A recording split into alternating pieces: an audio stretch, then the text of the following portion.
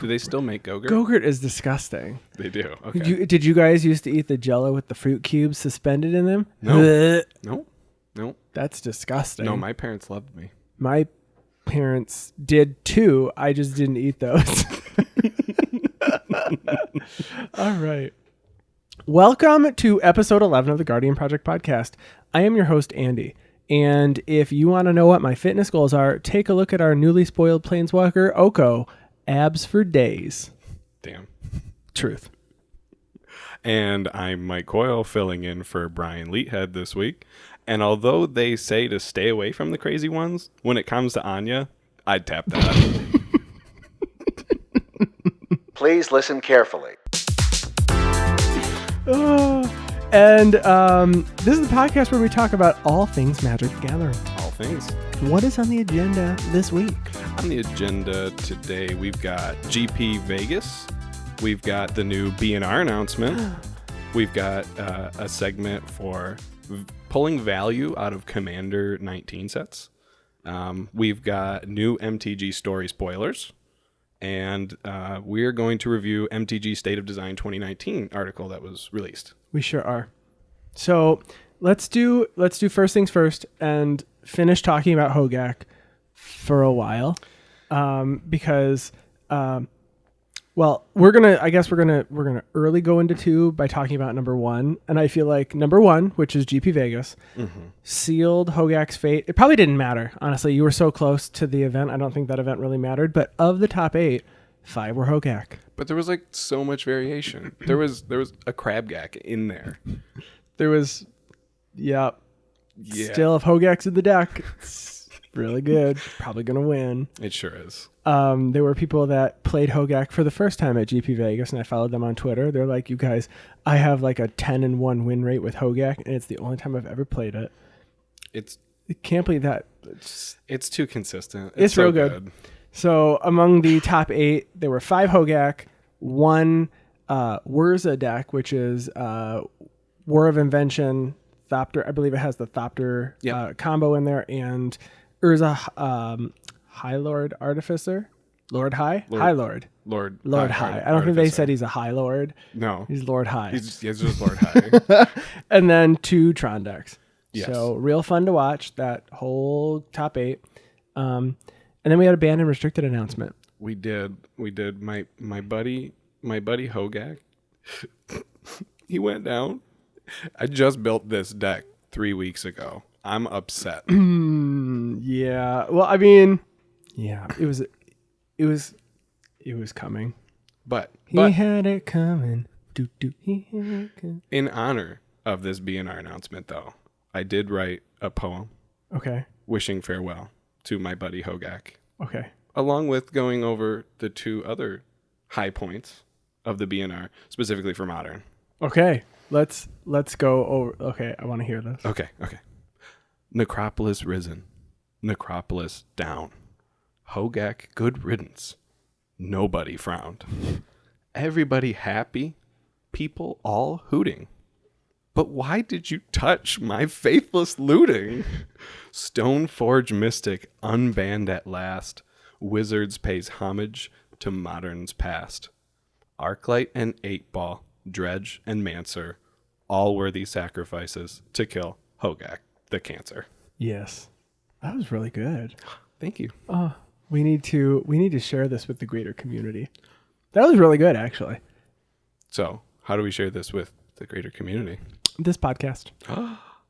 We'll just have to pull it out. We can share that as like a clip or something. Okay. That'd be really good. People want to hear this. People need to hear that. I hope they hear it. So the other 2 high points of the B&R announcement being the banning of faithless looting. Is that a high point? I think most people would say that is a low. As a graveyard player, you're sad. I hate it so much. I am surprised. Mm-hmm. Didn't see it coming. Definitely not. Ancient Stirring, still not banned. No. But Faithless Looting, goodbye. Tron forever. Hello. Goodbye. And Stoneforge Mystic is unbanned finally. It was like a meme. It was like a meme joke, right? They're like, "Oh, we're gonna unban Stoneforge," and then it never happened. People have been doing this for like, it feels like a year, and then all of a sudden, It just happened. I don't think this time people were really expecting it to be unbanned. They definitely weren't. But I am surprised Bridge from Below was not also unbanned. Yeah. But I get their reasoning, and they said they just wanted to make sure that the play came back to the battlefield and not necessarily stayed in the graveyard. It makes sense in a way. I mean, I still hate it. Because what do I do with my 4 Vengevines? What do I do? Yeah. They said that they believe now is the correct time to make the change to ban Faithless Looting, but for the same reasons, they chose not to unban Bridge from Below. Unfortunately, Bridgevine is gone now. Like that deck can't come back, I don't think. They said that as new card designs are released that deal with the graveyard, discarding cards and casting cheap spells, the power of Faithless Looting's efficient hand and graveyard manipulation continue to scale upward, which it's true. It is very true. But Stoneforge is unbanned. So, and that shot up from $30 to like $75 in one whole minute. I am excited to see, because I never played Modern with a Stoneforge Mystic unbanned. So I'm excited to see how it changes the format. I learned about the card Batterskull. I've never seen that card before. Yeah, really. You weren't playing that in SRAM in your commander deck? No, because I want my equipments to get attached to SRAM. And that one. Oh, for free? Yeah, I guess that one comes in on. That's a living weapon. It's a living weapon. Mm-hmm. It's really good. I own one, and I don't play it. Oh, I just have it. I don't have any artifact decks. I don't have any equipment decks. So you should get one. They're fun. Yeah. And then you put it away forever. Rampaging for Rostodon is unbanned for it feels like for 3 weeks, but it's not. I mean, it's unbanned till the fall. I don't understand this one, honestly. Because it should have been done a long time ago. So Rampaging for Rostodon was banned because Mono Red was too good. So it's a 3/3 for 3 that has players can't gain life. I mean, that's the only relevant thing on there, but, well, it's not.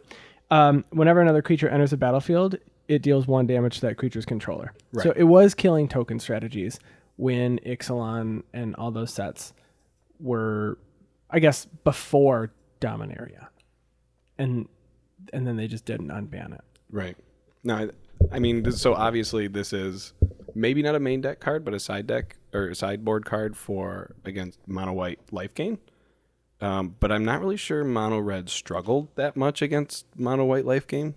So, and we have Tybalt from War of the Spark that does the same thing for the life gain. Well, no, I think this is the dealing the 1 damage whenever a creature comes in. I gotcha. I think maybe the 5 damage that it can deal over the game is enough to have your.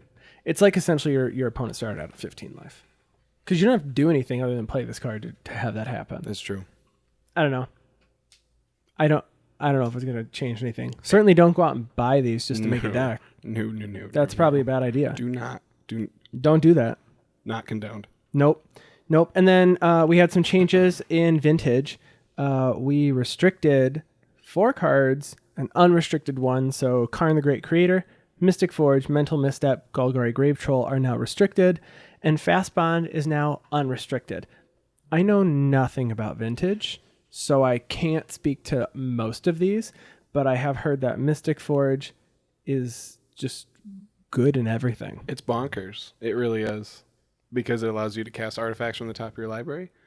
And in Vintage, you're running just a lot of really low CMC artifacts.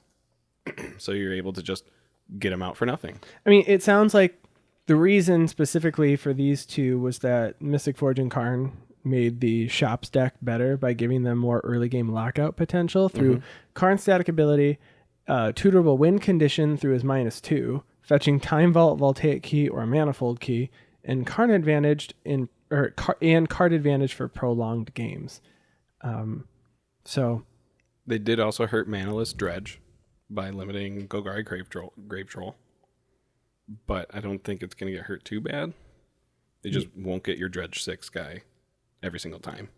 Yeah, not so quickly at least. Right. And then it says Mental Misstep provides more opportunity for interaction, and it's also at its strongest against the most interactive decks. And they said Dredge decks often use Mental Misstep to protect their graveyard engine or to disrupt their opponents. They believe restricting this will open up more deck building strategies and weaken Dredge. Specifically, they said weaken Dredge. Mm-hmm. So goodbye. Not goodbye, but not as easy. More graveyard hate. More graveyard.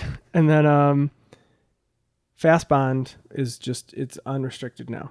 So Fast Bond is you can play any number of lands on each of your turns. Whenever you play a land, if it wasn't the first one you played, it deals 1 damage to you for a single green. So that's kind of a nice card. It sure is. It says, many players suggested Fast Bond as a card they would enjoy building with 4 copies of. Since most vintage decks rely heavily on artifact mana and play fewer lands, chances are that a deck built around Fast Bond would look quite different from anything in their current metagame. It would be cool to see a lands matter deck. In vintage. Yeah, in not Commander. Or I guess there's Scape Shift. In I mean, there is just legacy lands. That's a thing. I know that. I do not know that. I don't follow it too much, but I've heard that thing discussed. It is a thing. It is a thing. Oh. So the ban restricted announcement was huge this time. It affected a lot. Definitely. Prices are fluctuating on lots of cards right now. Don't buy cards just because their price went down, and don't sell all your cards just because their price went up. You just got to give it like a month and figure out where things fall. And the BNR doesn't go into effect until August 30th. August 30th. So spam as many games of Hogak as you can, and do not go down lightly. So Magic Online effective date is August 26th. MTG Arena effective date is September 4th. So Rampaging Ferostodon is not actually unbanned yet. Right. Until September 4th. So we have like another week. But it's wild cards. Do you want to use your wild cards on Rampage? You might already have them. Honestly, you might already just have them. You can't use them. I'm actually saving all of my wild cards to build Brawl decks. Very excited for that. Yeah, that'll be great. I hope it's great. Please, Arena, make it great. And it'll be soon. I'm hoping it'll be multiplayer soon too. Yeah. So, the next item, or the next topic on our agenda is Commander 19 value. So I know you wanted to talk about how you can get value out of the cards that you just bought in Commander 19. So some people consider me what they would call a spike when it comes to Commander. True. I don't agree, but that's because I don't want to agree. And that's mostly it. So as soon as I saw the C19 spoilers, as soon as I saw all these commanders, I just kept going through one by one and go, how can I break this commander? How can this commander be my I don't think that's a bad way to start. I don't think it's a bad way to start. And you just got to dial it back a bit because... Dial it back on the Bears. You have to dial it back because it's... When you play Commander casually with people, I don't know, people get upset when you have some degenerate combo that shuts everything they have down. It doesn't feel good when someone plays their third tapped Gilgate and then you win that turn. Or when someone counters someone's Smothering Tithe on their turn 2 and then doesn't have a counter to counter my Smothering Tithe on my turn 2, which happened on Saturday. And then you relentlessly pay the 2 mana every time. And I get no benefit from Smothering Tithe at all. Felt good. Felt bad, then it felt good. True story, y'all.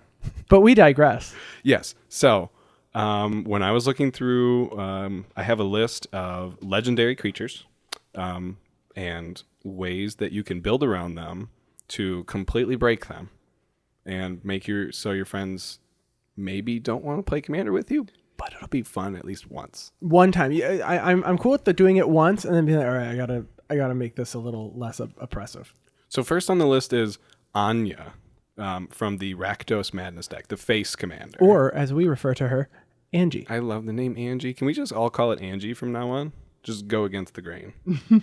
So, really, I think this commander shouldn't read that when you discard a Madness card, you can untap her. Really, I think it should read, you can play your deck with 60 cards in it rather than 99. And you run 39 Madness cards that are just filters. You don't need to cast them. You don't need anything with them. So are we looking for combos then? Is that what you're saying right now? I mean, you can. Do you draw a card as well or you just untap her and discard your hand? You tap her to discard a card. If it's Madness, you untap her. Okay. Yeah. However, those are 2 different effects. The second one is a static effect. If you ever discard a Madness card, you can untap her.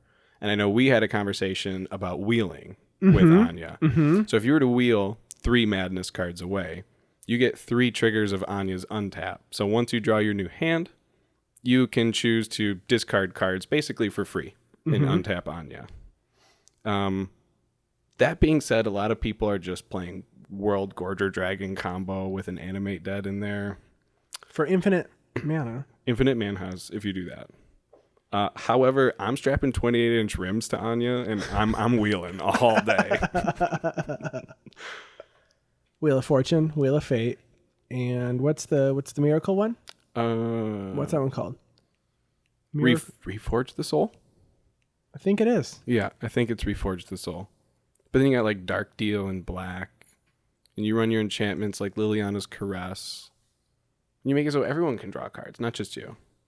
That's so nice of you. I know. What if I didn't want a new hand of 7? That's too bad. Oh, okay. Good to know. Good to know. If I was playing Nekusar, you could have a new hand of whatever the highest hand size is. So that's Anya. Okay. Next on the list, I have Elsha of the Infinite, which we were both at the mercy of dying to the other day. That one. So we did both die to that. I think I killed you before, but then I died to it after. Yes, that certainly did happen. So a lot of people, when Fibblethip got released, had this really cool deck idea called Creatureless Protean Staff, where you take your one creature, Fibblethip, and you put them on the bottom of your library, and you reveal cards from your library until you reveal a creature, which is at the bottom of your library. And then you rearrange your deck however you want. Elsha can be played the same way, except you can also cast the top card of your library at flash speed. So if you have a creatureless Fibblethip deck, just rebuild it as Elsha. It's fine. Because you get to add white now. You and certainly red. do. I guess because that's mono blue. So you're adding 2 colors to your deck. Also Sensei's Divining Top.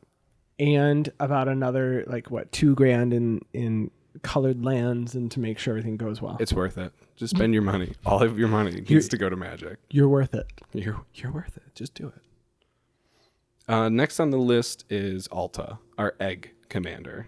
Isn't it Atla? Atla? I think ATLA. It's probably Atla. I'm just bad at spelling. I'm going to confirm because now I want to know. She makes the eggs. Yeah, Atla. Atla Palani. Atla Palani. She makes the eggs. Everyone knows about Thornbite Staff and Ashnod's Altar.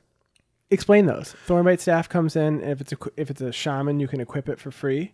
Yes, and the creature that's equipped with it, if you have another creature die, you can untap that creature. Correct. So you tap Atla, make an egg, kill it with Ashnod's Altar, make 2 mana, untap Atla, repeat, put all your creatures out. Just make sure you're running Craterhoof, Behemoth, and Anger in your deck. Otherwise, you're just gonna get board wiped and then lose. I mean, you could, Anger works, but I mean, I guess you don't have to have Craterhoof. You need a haste enabler. Anger. Yeah, and then you have to swing with everything and make sure you kill everybody that turn. I mean, it doesn't have to be everybody. You have all of your creatures on the battlefield. Yep. Seasons past. Keep the seasons past in your hand. Get them all back when someone wipes next turn. Backup plans. Gotta have backup plans. The next commander on the list is my personal favorite. I call him Kirk. I think his name is Keurig.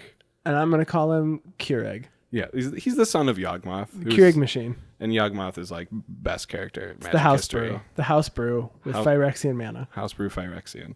So an interesting thing that I discovered with Keurig is you don't actually have to run swamps to play this deck. So are we building colorless Keurig? Colorless Keurig. When I say colorless, I'm only talking about the mana base. Colorless Keurig. Please someone build this and let me know what happens. I don't have any tips or tricks. Just build it colorless. Let me know what happens. All the Eldrazi. Maybe. Or just rocks. Just black spells. All the black spells. Just pay your life. Be at 2 life when you lose. I mean, I guess, yeah, you can do that. Because you can pay your life to instead cast. of black. Yeah. Is it 2 life for 1 black mana? 2 life for 1 black mana. Which makes Villas broker of value. Just broker of blood. But he's broker of value. So you play Grey Merchant of Asphodel to get all your life back. It's kind of, I mean, people are building at Doomsday, but that's boring because then you only have 5 cards in your library. And what's the best part of Magic? drawing the cards. And you can't do that more than 5 times with Doomsday. True. So don't do that. Okay. I can appreciate that. Amen. So next on the list I have Chainer. Chainer, not Dementia Master. Chainer with red. No, I'm pretty sure that's right. Nope. All right, I'm gonna look it up. We're Googling. Jujuling currently. Nope. It's Nightmare. Nightmare Adept. Nightmare Adept. Chainer Nightmare Adept. I only have one note on here. It's kind of boring. You just win the game with it. Is that what it says? Chainer win the game. It's Chainer win the game. That's your notes for this episode. Yeah, you cast Buried Alive, and you throw a Necrotic Ooze, a Kiki Jiki Mirror Breaker, and a Mog Fanatic. What's Mog Fanatic do? Mog Fanatic says sacrifice this creature, deal 1 damage to any target. Okay. And you reanimate Necrotic Ooze, which gets all your activated abilities of all the creatures in your graveyard. And you use the Kiki Jiki ability to copy Necrotic Ooze as many times as you want, and then sacrifice all the copies to do damage to everybody. And you win. But, oh, yeah. Because Chainer gives Necrotic Ooze haste when you reanimate it from your graveyard. I hate this. I did lose to a Chainer Nightmare Adept deck just the other night, actually. There was a buddy of mine was playing it at our local game shop, and he reanimated... He had Living End. Oh. After throwing like 17 creatures in the graveyard. But we did pick away a couple of them. So Kokusho was exiled from the graveyard, and there was something else. But what's the dwarf? The black dwarf. Balthor the Defiled. That's what happened. Yeah. And that got exiled and brought back things, and then we got Gray Merchanded for Gray. That's a Gray Merchanded. Gray Merchanded. Yeah, no, that's a verb. For like 16 or something like that. And I was like, oh, I can't come back from this. No. I was playing morphs, and I had a morph that was make a creature attack. It's like, this isn't going to do anything. We had the right setup, though. Someone had a Scavenging Ooze out, which can exile things, and someone else had Farika, the snake god from the Theros block that exiles and gives you snakes. And I was like, you guys, we had all the tools to do it, but it all happened before we could use the tools. Yeah. And I didn't have any of those because I was playing Kadena and had no tools. Do you like your Kadena deck? I do. It's far more casual than any other deck that I have, except for Brine Elemental, which may just need to come out because it's too mean. There is the Pickle Lock Brine Elemental of flipping it face up and flipping it face down and guaranteeing that no one ever gets another untapped step during their upkeep, and it's not fun. I experienced this with my friends. They were not happy. I got a triple scoop. I didn't. I got a double scoop, and then the next turn, I got a scoop. Yes. So I have not won with Kadena yet, except getting scoops. Yeah, that's a win. I mean, that's a win, but I don't know how that deck really wins. I mean, it's fun to play a more for free, draw a card, and then hopefully have out something that lets you play more for free or for cheaper. But unless there's some sort of a combo that I'm not aware of, or there's something better that I can use in that deck, I don't know how it wins yet. But I've only played it 3 times. Well, I have a 2-card combo suggestion for you. For Kadena? For Kadena, because it's in the right colors, and I know... Oh, it has nothing to do with morphs, though? It's just a combo? It'll help the morph deck win. Ooh. So there's this new legendary creature called Volrath. Okay. That he gets to turn into things with counters on them. Yes. And there's this really old, and by that I mean it was in Shadows over Innistrad, or... That's not old. Or the other one that's connected to Shadows over Innistrad block that I can't remember. Eldritch Moon. It's called Tree of Perdition. Oh. So you can turn Volrath into a tree and make someone's life total 5 instead of 13. I mean, it helps, but it doesn't just win. No, but then you just swing at them. Sure. And you win. Against one person. Just knock out the threat.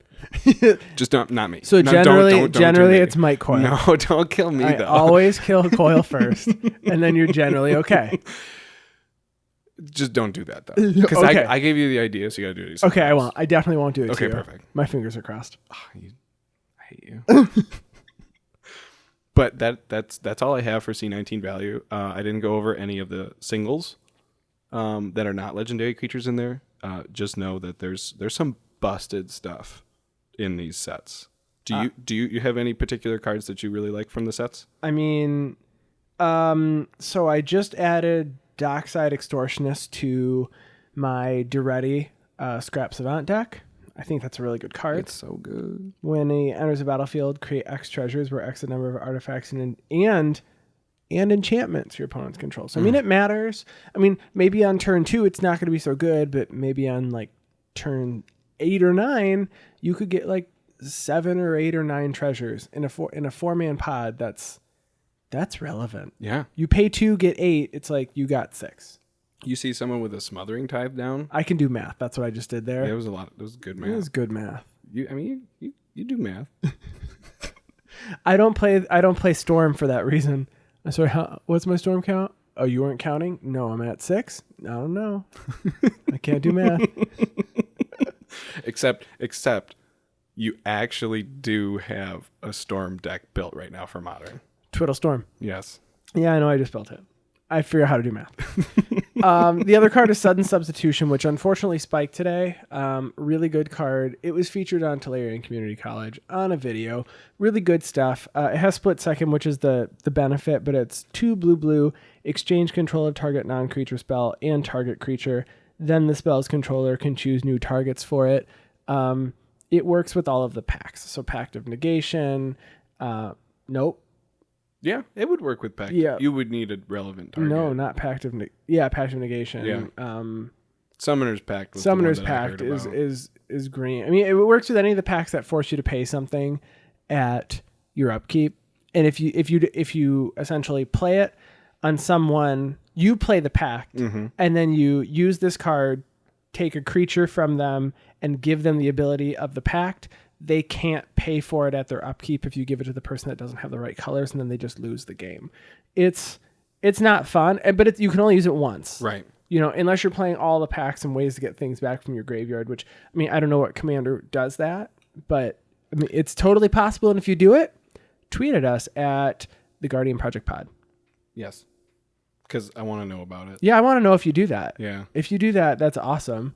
And I want to know how many games it took to make it happen, too. Yes. If you played 30 games to make it happen once, I just want to know how consistent it is as well. For sure. And which commander you used. I'm assuming you're probably going to use a 5-color commander. Maybe a Niv Miz. Ooh. Niv Miz. I like the Niv Miz. That's a good idea. I guess you play Morophon. Tribal with all 5 colors. Oh, I love more. Are there creatures that bring things back from the graveyard specifically? Wizards? Wizards? I know a green shaman that does. Which one? Loaming? Eternal Witness? Oh, Eternal Witness. Yep. I feel like Loaming Shaman also brings things back. It might. And now I want to confirm. There's that Golgari one that brings things back too. 2 black and a green. Does the same thing as Eternal Witness. 2 black and a green. I think it's in your cube. I don't know. Loaming Shaman, when it comes into play. Oh, no. You shuffle any number of target cards from someone's graveyard back into their library. And you mystical tutor for it. It's no big deal. Yeah. No, so that'd be cool. So I like Sudden Spoiling. That's the other card that I really like from the set.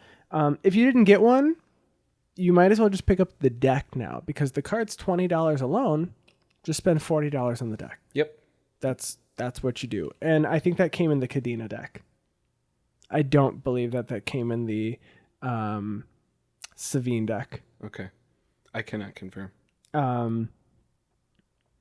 Confirm that before you just buy one of them. Yeah. If you want Kirk, it's in the Madness. Yeah, Crick's in the Madness. Oh, Kirk. Kirk, my boy. And then I think the next item on our list is the story update. So we have... Well, first, we'll talk about a Planeswalker that was spoiled today. Which Planeswalker? Oko. So they are he is a Fae from Eldraine, and so they did an interview with the person who helped create the story on him, and he is not a good guy. No. I don't know if he's like bad, but he thinks things are funny and they're not funny. I like it. Did you read the whole story? I didn't. Okay, so The first thing was that Oko is from a plane ruled by Fae who believe in a unified society, one where the ruling classes decided that for the betterment of all, the natural mischievous of the Fae must be suppressed. That doesn't sound good. No. And so they subjected him to magical procedures intended to suppress his powers, but only succeeded in igniting his spark. And he doesn't trust anyone because of all of the horrendous things they did to him. So there's that. So they tried to get him down, But he's a shapeshifter. so he got back up again. I get knocked down, but I get up again. And now you're gonna knock me down. No. Is that the lyrics? No. No? Never gonna keep Keep me down? Never gonna keep me down. Never gonna keep me down. Because Anyway. they knocked you down. They probably will knock you down again. So they asked the question is, what is the most interesting shape-shifting that he's done? Or are there any pranks that he's pulled off? And this was really dark. So they said that his pranks are very cruel, that he ruins wedding days, he steals spotlights at someone's lifetime moment of triumph, and fooled a mother into believing her child had returned from conflict. Oh. That's horrendous. It's so bad. Did she end up finding out, or did she live blissfully for the rest of her life? I have no idea. It says these are all great shape-shifting jokes to Oko, who sees nothing as sacred, least of all, most notable of emotions. So that's pretty rough. This sounds like all of my unlawful D&D characters, I I think I'm in love. Oh, it says it says which planeswalker does he get along with best, and it says that he generally avoids revealing himself to other planeswalkers, and that the best part about being a planeswalker, in Oko's opinion, is not having to ever deal with the consequences of your own actions. So, Wow. Yeah, pretty crazy stuff. Now, in the article, it says that the Oko art was by Chris Rallis, and it says this illustration gives us a clue to his mana colors. I have no idea if that's just the author's writing or if that's real, because right next to it says Wizards of the Coast, so I don't know if they said this or if the author said this. Okay. I cannot confirm, but it is a nature-based magic planeswalker who uses like thorn vine magic, and the vines are red, blue, and green, which would be Temur. But if he's a bad guy, you would think Sultai, but I mean, Urza's a bad guy, and Urza was mono blue. So you could argue that he's chaos in red and bad in blue, and green is the nature. So I mean, he could be Temur. Now when I saw the picture, I thought it was purple. It's definitely like pink. I mean, I'm arguing that it's red, Right. but I don't know. That might just be me being hopeful because That you want a Sultai planeswalker. I love Sultai. Temur's pretty cool though. It'd be interesting to see what they do with this character. Definitely. But so it's a shapeshifter that we've learned was controlling Garrick. So spoiler alert, I guess. Sorry. So it says Garrick is returning in the story. That much we know. Yes. He is mesmerized and enslaved by a Fae planeswalker called Oko. It says the High King, father of Will and Rowan, is making a grand procession, a first harvest tour of all 5 courts of the realm. I'm assuming, and we can do some predictions here too.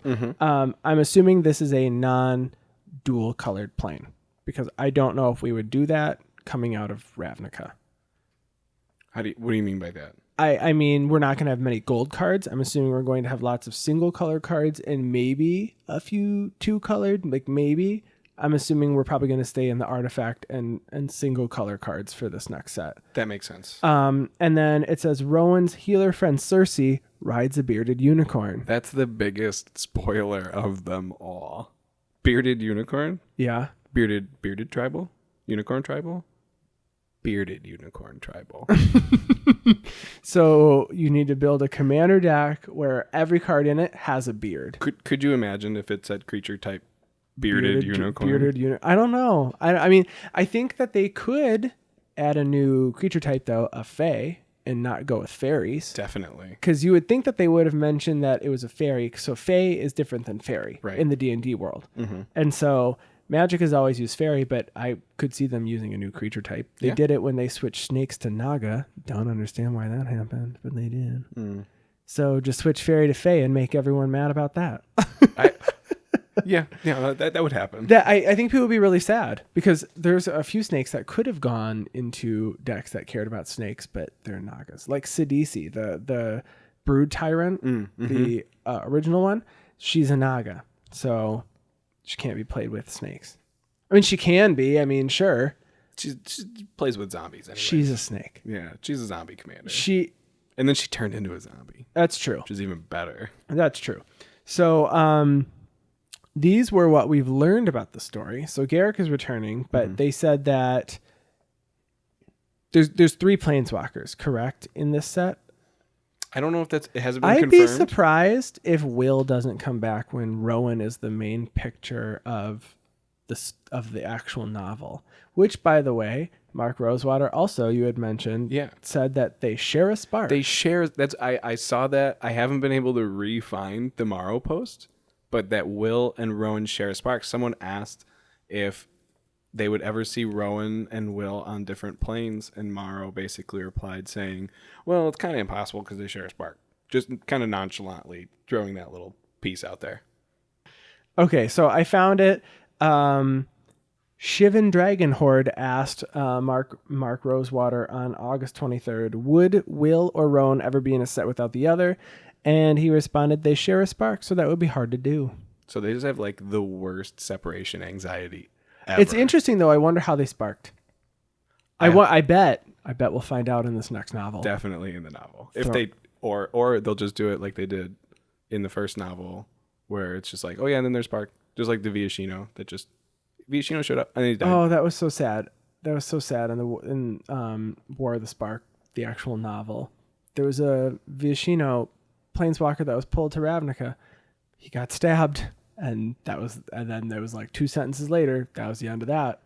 Oh, poor planeswalker. I want Wizards to know that is now my favorite planeswalker, and they killed them. Yeah, we would like our Viashino planeswalker to know what his name was, or her name was, or their name was, and we would like to see what plane they're from. Yep. And go to that plane. Please and thank you. Please and thanks. So the novel coming out is called The Wildered Quest. I believe that comes all out in the fall alongside the set. Yes.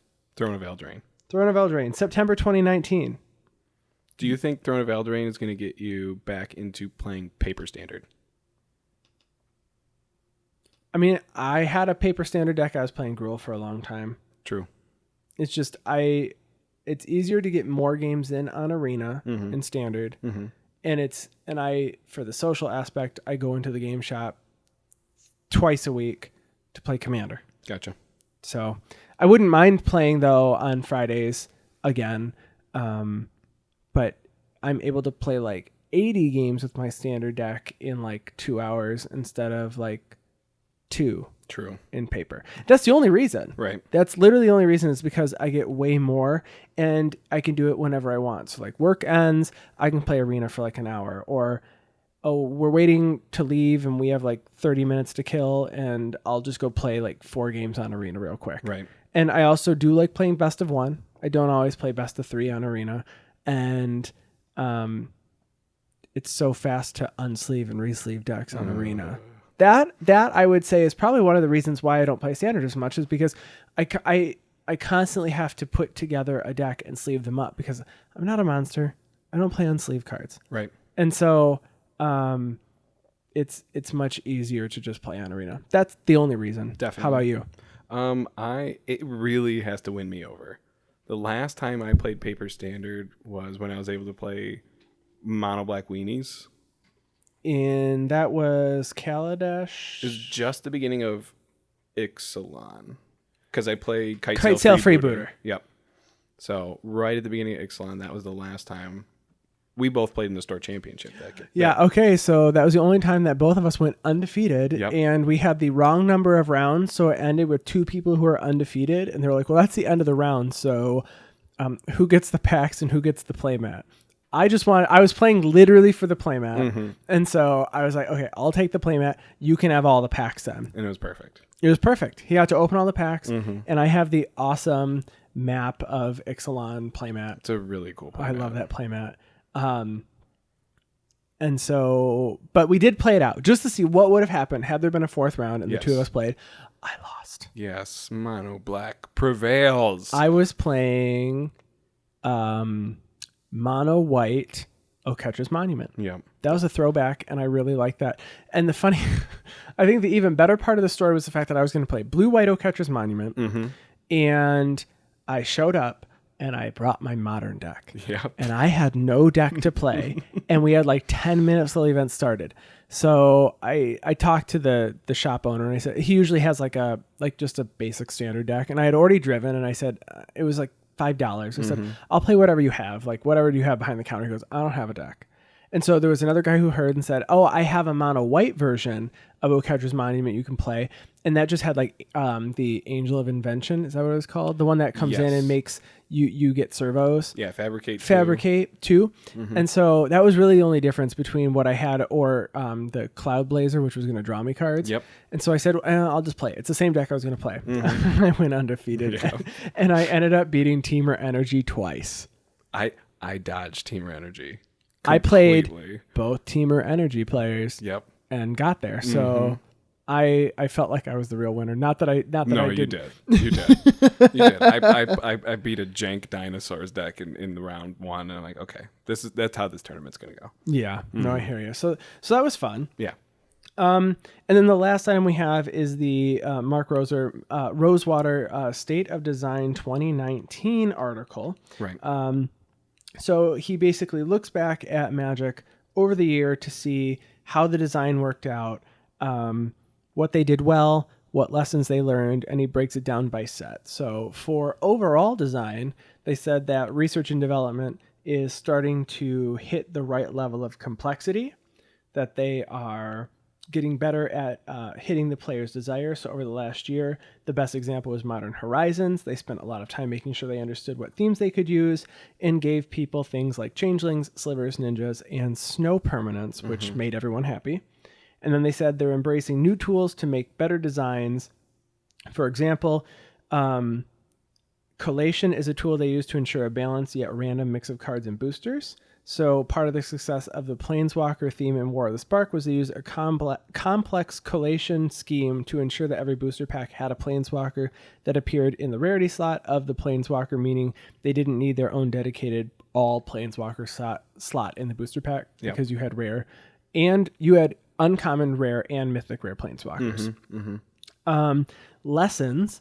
They said they could have used more synergy between the sets. They said one of the big shifts over the last few years has been to move away from traditional block structure. A major side effect of this move has been a larger number of mechanical themes in Standard. The downside is that it's harder to play various sets with one another. I felt the same way. I felt like once War of the Spark came out, people were just playing War of the Spark cards like the whole time. And that's kind of how it is, even in Commander. Producer Ryan agrees. Producer Ryan agrees. He plays War of the Spark. That's his favorite set of all time. It really is. Hey, what plane does War of the Spark take place on? Ravnica. It's Ravnica. Wow. Yeah, that's the best one. And then they said they need to spend more time on pacing. So I think you felt this as well. My wallet felt it, that's for sure. Yeah, they said that this year was crammed between War of the Spark and Core 20.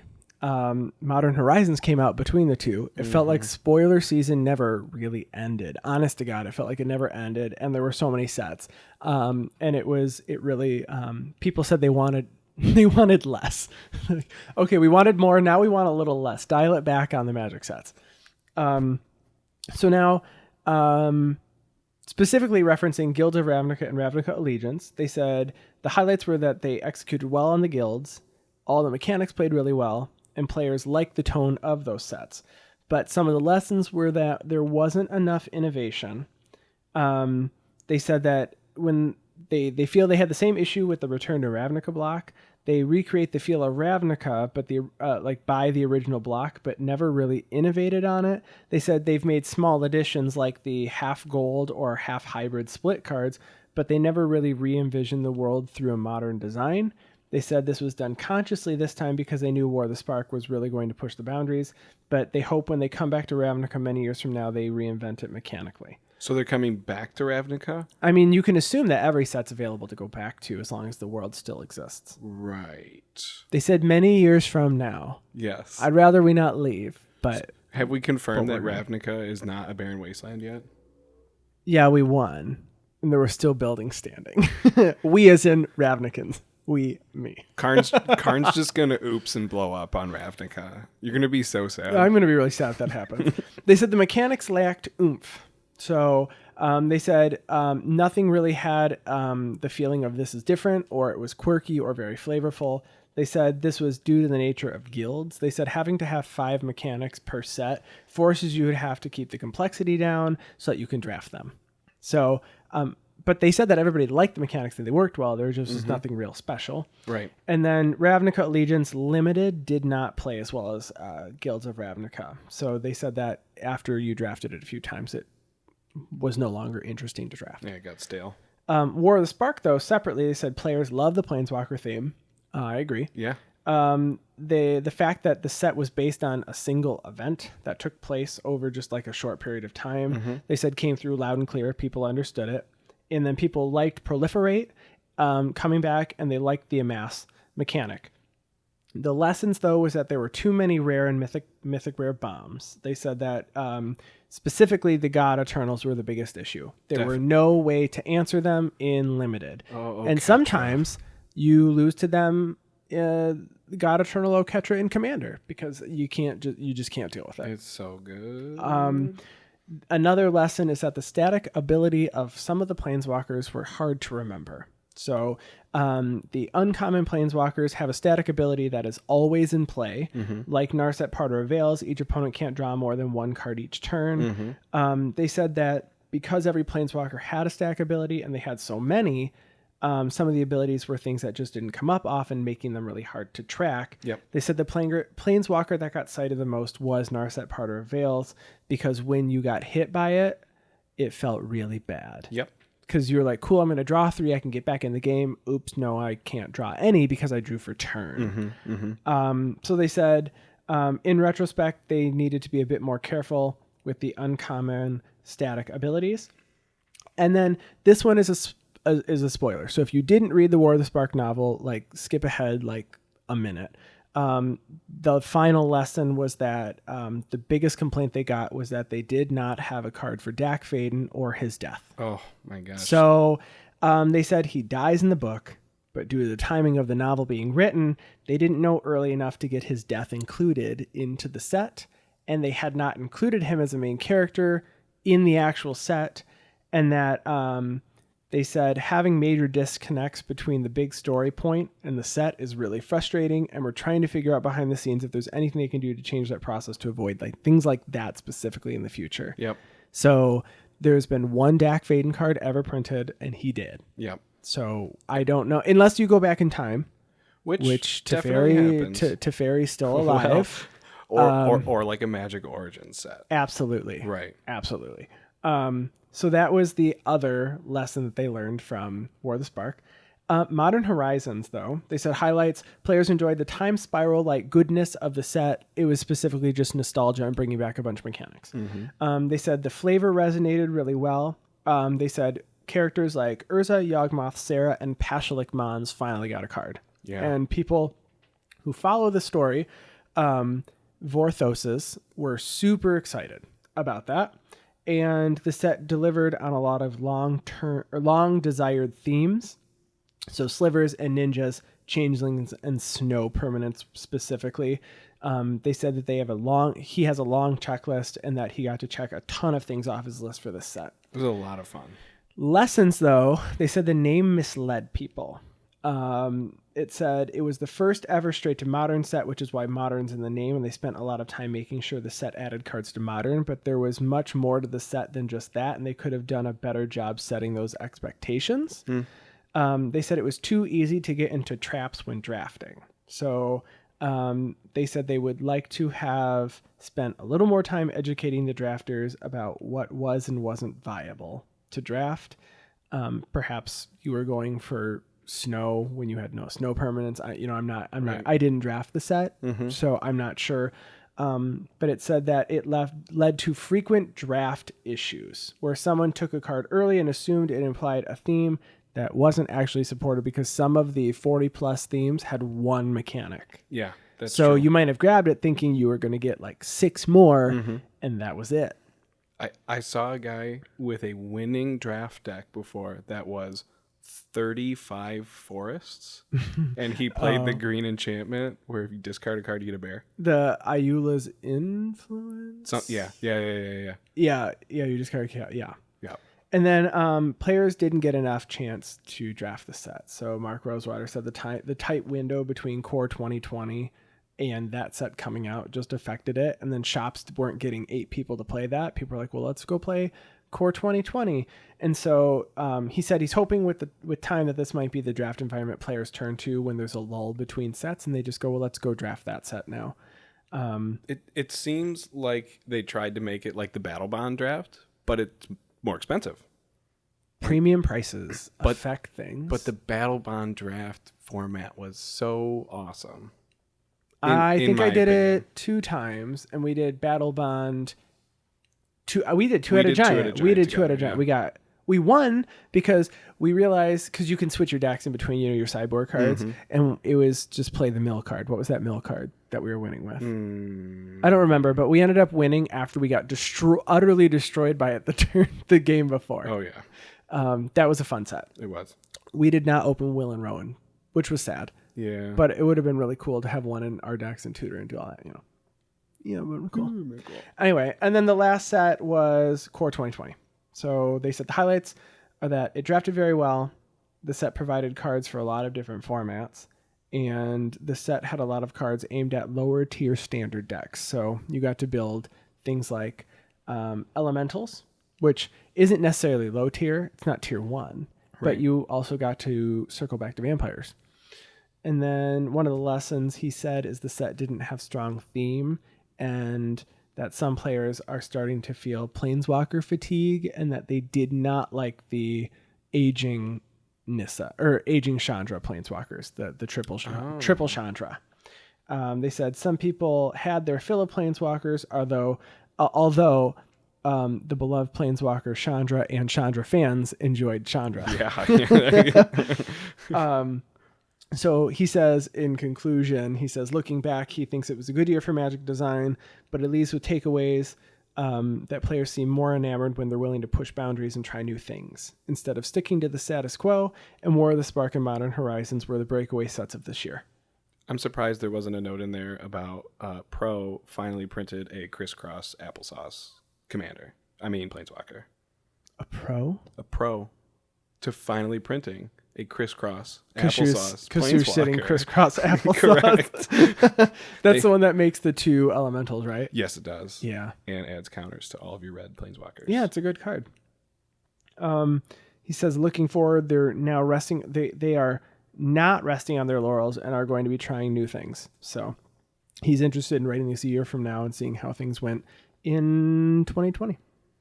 Yeah, it'll be interesting to see this new set, the Throne of Eldraine. And I like the fact that we're going to have kind of like a version of the expeditions again, but they're not.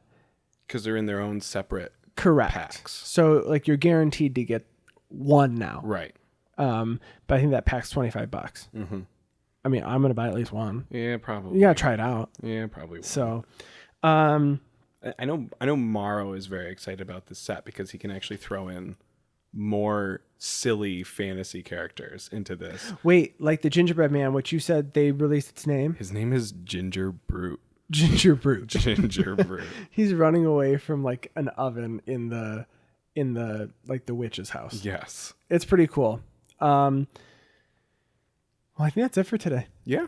So if you want to contact us, you can find us on Twitter. You can find me on Twitter. You cannot find me on Twitter. You can look for me at ATFlory or the podcast at Guardian Project Pod. We also like to hear from you, so send along your comments and topics you want us to talk about. We can talk about them on the next episode by emailing us at guardianprojectpod@gmail.com. you can't find Mike anywhere No, you other can't than find his me. voice on this podcast. I'm so hidden. Call me Kethis, Call it the hidden hand. because I'm hidden. Well, that's it for this week, everyone, and we will talk to you next week. Bye-bye. Bye. How long was this episode? 5 minutes. Ooh, that's a long one. Yeah, there was no jokes or anything this week. That was a lot. Magic joke. The people that I think that are listening to us are just Magic players. They're not ones that don't. Yeah, that's